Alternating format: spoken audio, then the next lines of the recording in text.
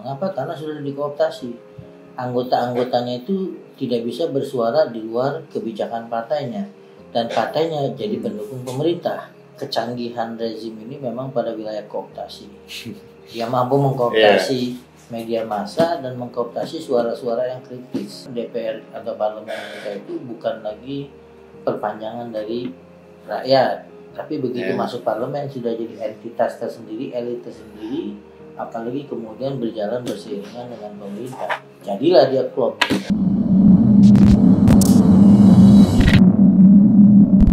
Assalamualaikum warahmatullahi wabarakatuh. Jadi balik lagi sama saya Gasan Syaki Kalbak di channel Down to Earth ID. Oke Pak, ini sebelumnya kan banyak banget lah udah ngasih opini, asumsi. Oke Pak, ini kita masukin DPR nih Pak. Salah satu komponen penting dari Perpu nomor 1 tahun 2020 yang diramaikan ada 3 hal. Yang pertama ada hak budget, itu menurut Undang-Undang Dasar kita ada di DPR. Mengapa DPR kasih hak budget itu selama 3 tahun kepada pemerintah? Kalau menurut Bapak gimana Pak? Iya, kalau secara normatif kan hak DPR itu ada pengawasan, budgeting atau anggaran dan legislasi, pembuatan undang-undang. Memang membuat pertanyaan besar di masyarakat, mengapa hak itu diberikan pada pemerintah? Padahal kan pemerintah mestinya implementasi atau memberikan implementasi, yang membuatnya itu DPR. Yang saya pahami mungkin filosofinya begini, karena kondisi emergency COVID-19 diperlukan kecepatan bertindak, maka kemudian pemerintah diberikan peluang untuk memberikan budgeting. Itu saja jadi pertanyaan sebetulnya. Tapi bagi saya sih tidak sulit memahaminya. Mengapa? Karena parlemennya sudah dikuasai oleh partai koalisi. Ini persoalannya, termasuk misalnya orang-orang seperti saya di Salamli dan yang lainnya, kenapa bersuara keras, kenapa bersuara kritis pada pemerintah, karena saluran itu tidak dimanfaatkan oleh parlemen, oleh DPR. Itu resikonya kalau presidensial, karena tidak mengenal sistem posisi dalam artian sistem, tapi beroposisi dalam memberikan pendapat juga tidak terakomodir oleh DPR, karena DPR ini dikuasai oleh koalisi pemerintah. Jadi seperti kita lihat misalnya Perpu itu saja hanya PKS yang itu menolak, yang lainnya semua setuju. Nah kalau sudah setuju selesai sudah, artinya eksekutif dengan legislatif berjalan seiringan. Itu yang lumpuh, lembaga parlemen itu lumpuh dalam memberikan pengawasan. Mengapa? Karena sudah dikooptasi. Anggota-anggotanya itu tidak bisa bersuara di luar kebijakan partainya, dan partainya jadi pendukung pemerintah. Maka orang selalu menyoroti, kalau partainya mendukung pemerintah, bahkan diakomodir di posisi eksekutif menjadi menteri, maka tidak etis anggota partai yang ada di parlemen beroposisi kepada pemerintah. Benar. Jadi kita bisa prediksikan lumpuh sudah pengawasan DPR, bukan hanya untuk Perpu, tapi juga untuk hal-hal yang lain. Contoh misalnya ke depan Omnibus Law juga akan sangat lancar, gitu ya, meskipun sekarang masih tertahan karena ada dalam tanda petik kompromi antara presiden dengan serikat buruh untuk semacam menunda. Hanya diulur ya Pak? Hanya diulur. Jadi itu kenapa hak budgeting diberikan kepada pemerintah, karena memang melihat komposisinya seperti itu parlemen. Apapun yang dilakukan pemerintah pasti akan mendapatkan backup dari itu parlemen. Bukannya melanggar undang-undang Pak ya? Tidak melanggar undang. Ini kan bagian politik. Kalau wilayah politik itu kan bukan wilayah legal formal. Kalau legal formal, ini wilayah politik memang wilayah kompromi. Kalau misalnya parlemennya dikuasai oleh partai yang tidak diakomodir di pemerintahan, maka akan sulit eksekutif untuk bekerja, karena semuanya akan dikritisi. Tapi pada posisi ketika parlemennya dikuasai oleh partai yang berkoalisi dengan pemerintah, selesai sudah. Paling tidak bagian pengawasan itu akan lumpuh. Nah Pak, ini kan ada pasal di situ, setiap kebijakan walaupun merugikan negara, pejabat keuangan tidak dapat dituntut secara hukum. Nah ini kan luar biasa nih Pak. Karena kan di tahun 98 di Korea tuh ada gubernur bank sentral sama menteri keuangan tuh dipenjarakan. Lalu ini kan luar biasa juga karena tanpa kebal hukum pun banyak pejabat-pejabat yang kerah putih juga Pak. Yang misalkan contohnya BLBI, Bank Senturi, dan lain-lain itu gimana Pak? Jadi semakin Iya, ini persoalannya karena semuanya ini kan proses politik, bukan hukum. Kalau hukum kan dia bertindak ranahnya sudah jelas, hitam di atas putih. Tapi hitam di atas putih baru bisa dilakukan kalau pembuat undang-undang, pembuat hukum itu sendiri menyatakan A misalnya. Nah ini pembuat undang-undangnya kan DPR. Iya. DPR-nya sendiri lalu kemudian memberikan approval kepada pemerintah untuk menginsert klausul tadi bahwa pejabat pemerintah yang melaksanakan ini tidak bisa dipidana atas nama Perpu yang sekarang sudah menjadi undang-undang. Jadi proses politik tidak bisa dibawa ke ranah hukum, dan yang menyatakan itu orang yang membuat undang-undang. Maka pertanyaan selanjutnya, siapa yang mengawasi? Iya. Jangan salahkan kemudian kalau nanti ke depan akan muncul suara-suara kritis baik secara verbal maupun secara tindakan. Secara tindakan itu kan masif, jalan ke jalan. Tapi saya menyoroti kecanggihan rezim ini memang pada wilayah kooptasi. Dia mampu mengkooptasi media massa dan mengkooptasi suara-suara yang kritis. Sehingga yang tadinya kritis bisa kemudian berubah pikiran, atau yang tadinya kritis bisa dalam tanda petik terintimidasi kemudian tidak bersuara lagi. Jadi satu suara seakan-akan. Ini memang tidak bisa dipidana karena memang itu produk politik. Nah, produk politik dari Perpu jadi undang-undang dan parlemen menyetujui. Harusnya kan justru parlemen. Parlemen yang mengkritisi itu.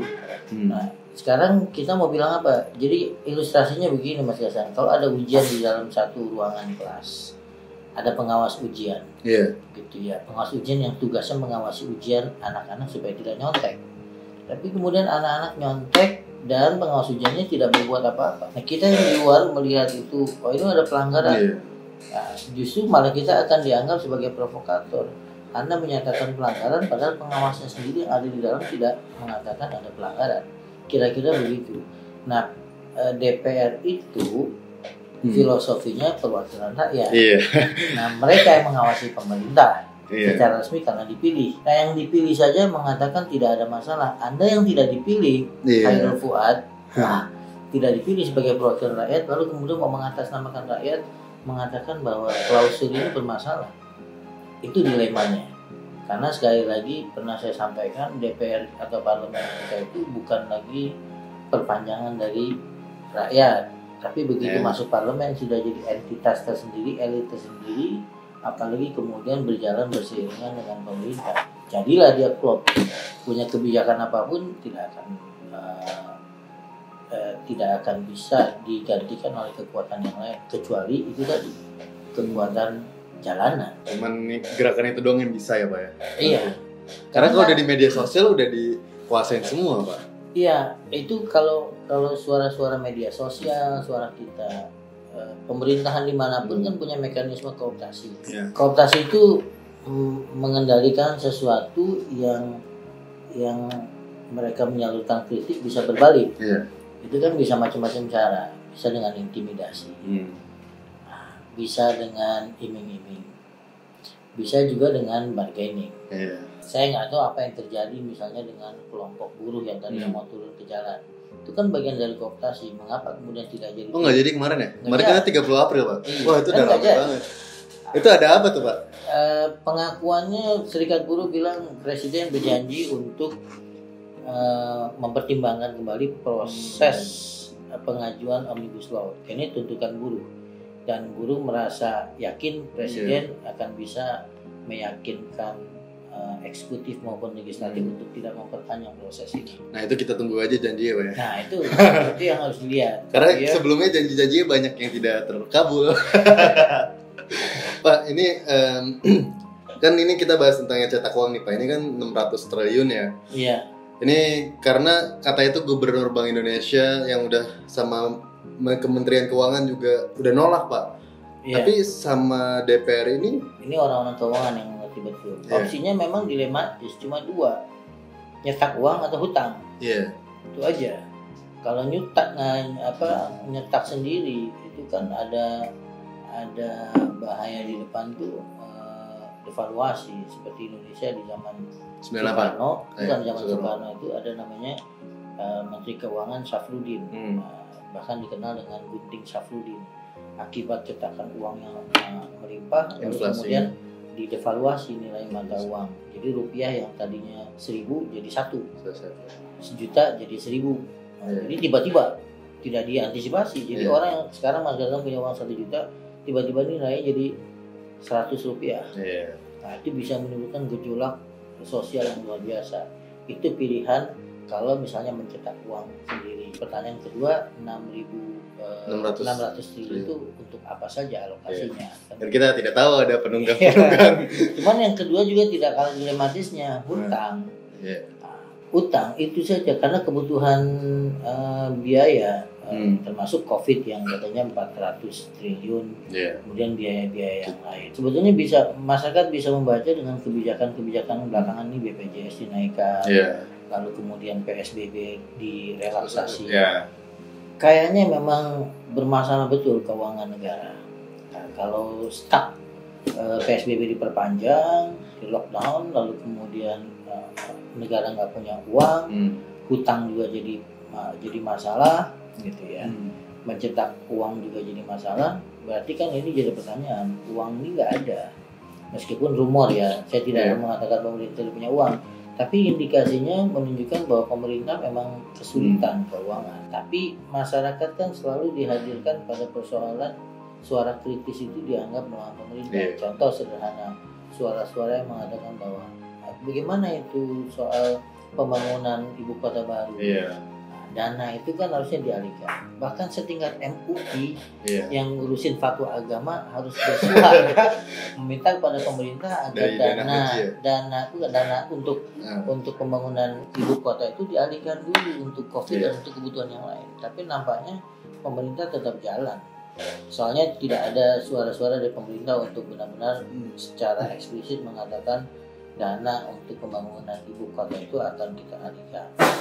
Itu tidak ada secara eksplisit. Yang ada pernyataan salah seorang menteri senior, ini pembangunan ibu kota jalan terus karena udah terkait dengan pihak ketiga. Pak, ini saya bacain juga di artikel. Jadi ada orang yang berpendapat gini, Pak. Menurut saya ada banyak pihak yang bermain di sana. Yang pertama adalah bisa jadi pelanggaran bermain dengan para korporat nakal di negeri ini. Tidak bisa dipungkiri bahwa banyak perusahaan yang mengalami keterpurukan hebat akibat pandemik saat ini. Maka satu-satunya caranya untuk selamat dari keterpurukan itu adalah dengan mendapatkan suntikan dana. Maka terjadilah konspirasi dimunculkan lahir mencetak uang dengan alasan klasik demi kepentingan rakyat. Di balik ini, jahat itu pastilah ada perjanjian ini dan itu jelas adanya. Usulan itu akhirnya diterima oleh pemerintah, maka para pengusaha itu akan diguyur dengan hadiah-hadiah simbolis mutualisme. Nah, menurut Bapak ada nggak sih dugaan seperti itu, Pak?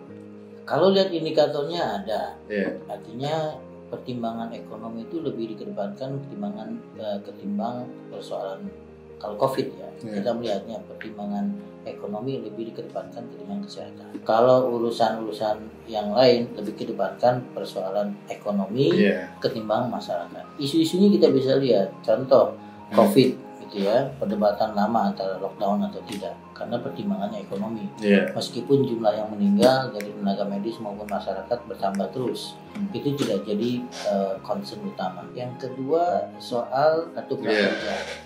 Nah, itu kan yang bicara bukan kita masyarakat, tapi orang-orang yang pernah duduk di pemerintahan bahwa untuk pelatihan ini cukup sebetulnya 200-300 miliar. Kenapa harus sampai 5,6 triliun? Nah, dan disalurkannya bukan kepada lembaga-lembaga leading sektor pemerintah seperti Kemenaker. Kemenaker dapat, tapi tidak jadi leading sektornya. Leading sektornya itu swasta, Tokopedia, Ruang Guru dan yang lain. Dan itu 5,6 triliun. Dan itu program-programnya juga yang tidak jelas, Pak. Bahkan di YouTube di manapun juga udah ada gitu. Iya, artinya kita masyarakat saja bisa mengkritisi. Sebuah pelatihan bikin empek-empek itu 600.000 rupiah gitu. Jadi sudah sevulgar itu membuat kebijakannya sehingga tidak perlu canggih-canggih orang mengkritisi hal seperti ini. 5,6 triliun itu nggak main-main.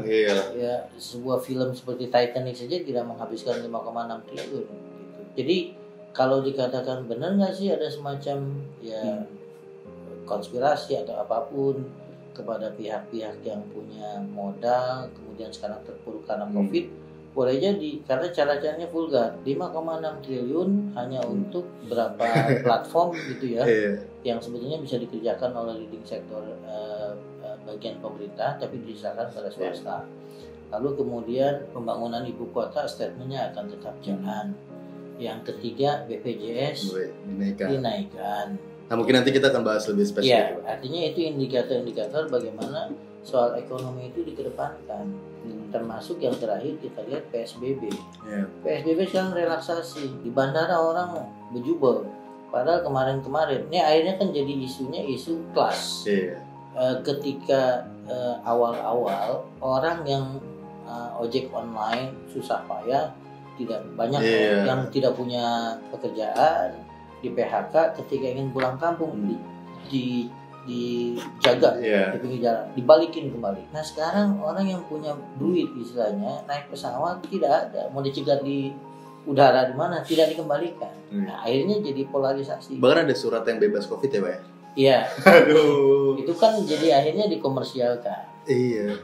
Surat-surat dokter, surat-surat. Ya ini dilema semuanya.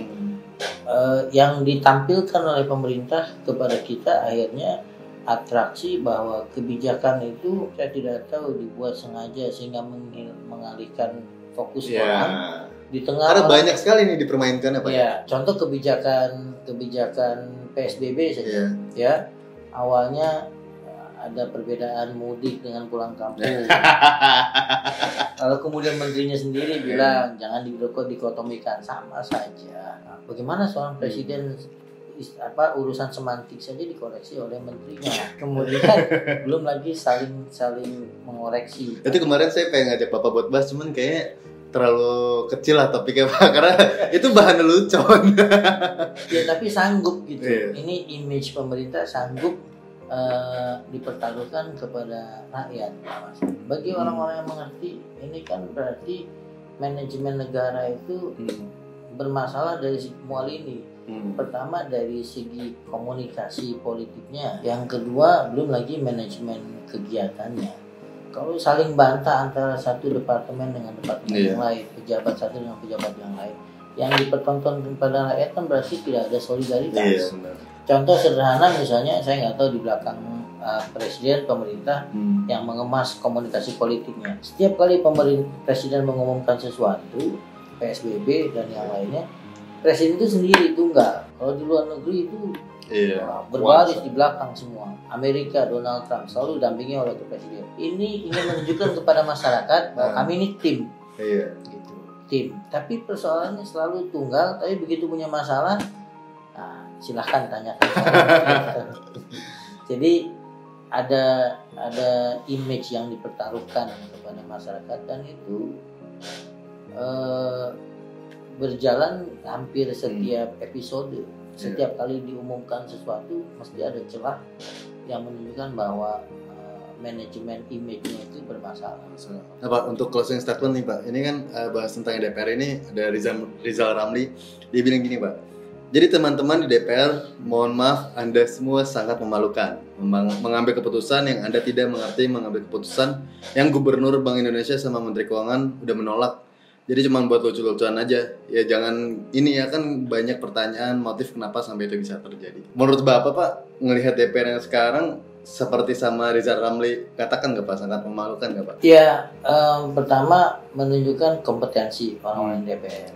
Ini kan karena memang jabatan politis, bukan karir, bukan akademisi, gitu ya. Tapi kan pernyataan seorang politisi itu harusnya di backup oleh staf ahlinya, masukan-masukannya. Kan mereka punya budget, punya fasilitas untuk itu, memberikan masukan, gitu ya, untuk berhadapan dengan eksekutif. Tapi yang terjadi karena kompetensi itu bermasalah, jadi seakan-akan semua dibuat oleh eksekutif, DPR-nya hanya rubber stamp saja, stempel saja. Nah, pertama karena memang mungkin kompetensinya jauh dibandingkan eksekutif. Yang kedua mau bilang apa lagi, karena isinya adalah komposisinya adalah partai koalisi pendukung pemerintah. Akan sangat aneh kalau dia bersuara yang sangat berbeda. Ada lah saya lihat yang muda itu kelihatan patriotik di salah satu partai penguasa, tapi kemudian lenyap gitu saja. Nah, kita kan nggak tahu. Kadang-kadang di politik itu Anda boleh bersuara keras hanya untuk mendapatkan panggung, hanya untuk memberikan image pada pemerintah bahwa awalnya partai ini juga concern pada pemerintah, tapi ya apa boleh buat, akhirnya kan kompromi di lapangan. Bukan saya nggak mau, tapi saya harus berkompromi dengan yang lain. Karena semua itu pasti ada kepentingan, Pak ya. Semua. Cuma di sini doang tidak ada kepentingan. Ini tulus nih. Kepentingan kan repot. Kalau kepentingan mereka yang punya uang, mereka yang punya kuasa, itu kan melalui lobby. Iya. Mudah. Kita tahu lah ya. Mereka bisa memberikan sesuatu. Tapi kalau kepentingan rakyat bawah tidak punya nilai jual, dia nggak bisa punya kemampuan lobby. Paling dia bisa melakukan penekanan. Penekanan pun tidak akan kuat pada orang-orang parlemen, gitu ya. Mau tidak mau alat masyarakat itu untuk memberikan penekanan ya parlemen jalanan, dan itu kondisinya tidak memungkinkan kondisi saat ini, baik karena COVID maupun bulan puasa. Dan saya yakin pemerintah mengerti betul psikologi masyarakat dalam kondisi COVID dan Ramadan ini tidak akan ada yang namanya parlemen jalan. Karena menurut saya mereka nyetak uang dan lain-lain kayak gitu pasti orang-orang pinter, Pak. Dan mereka tahu dampaknya. Iya. Jadi ya itu mungkin pasti ada konspirasi. Ya memang yang kita butuhkan bukan hanya orang-orang pintar, tapi orang yang punya integritas. Justru kalau lihat statistik, ini kan kritik buat semua universitas. Semua universitas ternama punya alumninya yang koruptor. Boleh Mas lihat di KPK itu kan kalau ditanya referensinya alumni mana. Kalau teroris kan ini alumni pesantren. Tapi tidak ada keberanian orang mengatakan koruptor ini di list, ini alumni universitas mana. Lalu kemudian universitasnya dibilang ini adalah breeding tempat pembiakan koruptor. Ntar kalau baru yang kemarin Harvard marah lagi, Pak. Oke deh, Pak. Jadi untuk yang cetak uang DPR ini sampai sini aja, Pak ya. Habis ini kita ada topik selanjutnya nih, Pak. Oke. Jadi sampai sini aja Brother and Sister di part yang pertama ini. Habis ini kita ada topik selanjutnya. Nggak kalah panas nih karena ini yang lagi terjadi, Pak. Karena dan orang-orang apalagi mahasiswa ini harus mengerti betul polemik dan masalah-masalah, karena saat ini doang, Pak, generasi muda masih bisa untuk merubah gitu. Karena untuk misalkan kayak Bapak ini kan udah punya keluarga, udah kritiknya udah nggak terlalu keras, Pak ya. Harus dikemas sedemikian rupa. Dan ini jadi segini aja, jangan lupa untuk subscribe, like, comment, dan share video.